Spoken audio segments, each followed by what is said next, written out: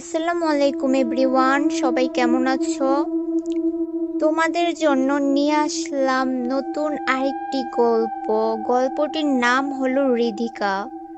রাত প্রায় 12:30। ঝুম বৃষ্টির মাঝে নিস্তব্ধ রাস্তায় ল্যাম্পপোস্টের নিচে বসে কান্না করছি। আজকে আমার বিয়ে ছিল, কিন্তু আমি যাকে ভালোবাসি তার জন্য পালিয়ে এসেছি। 9টা বাজে আসার কথা থাকলেও সে এখনো আসেনি। ফোনও বন্ধ আসছে বারবার। সে আমার সাথে বেইমানি করেছে। এই অবস্থায় আমি বাড়িতেও ফিরে যেতে পারবো না। আমাকে মেরে ফেলবে বাবা। এখন বসে কান্না করা ছাড়া আর কোনো উপায় নেই। কয়েকটা ছেলে আমার দিকে এগিয়ে এসে জিজ্ঞেস করলো, আপু কোনো সমস্যা? আমরা কি কোনো সাহায্য করব? ছেলেগুলোর মতলব ভালো না দেখে আমি বললাম, না কোনো সমস্যা না, আপনারা জানতো ভাই। ছেলেগুলো হাসতে হাসতে বলল, যেতে বললেই কি আর যাওয়া যায় আপু? আপনাকে এখানে রেখে কিভাবে যাব? আমি উঠে ব্যাগ নিয়ে চলে যেতে লাগলাম, কিন্তু একটা ছেলে আমার ব্যাগ টেনে ধরলো। আরেকজন এসে আমার মুখ চেপে ধরলো যাতে চিৎকার করতে না পারি। আর দুইজন আমার হাত ধরে ফেললো। আমি অনেক চেষ্টা করেও নিজেকে ছাড়াতে পারলাম না তাদের হাত থেকে।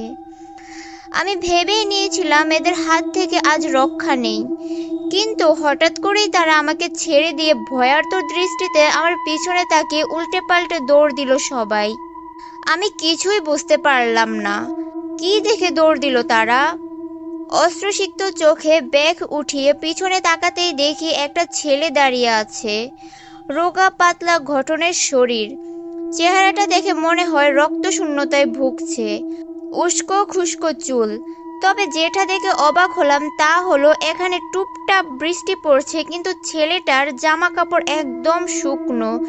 সে বৃষ্টিতে ভিজছে না। আমি ভাবলাম হয়তো নেশাখোর বকাটে ছেলে হবে, তাই তাকে পাশ কাটিয়ে চলে যাচ্ছিলাম। জানি না কোথায় যাব।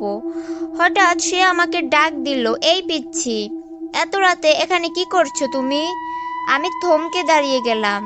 তার কণ্ঠটা এত ভারী যে আমার হৃদয় পর্যন্ত কাঁপিয়ে দিয়েছে। আমি বললাম, সেটা আপনার না জানলেও চলবে, আমাকে আমার মতো যেতে দিন।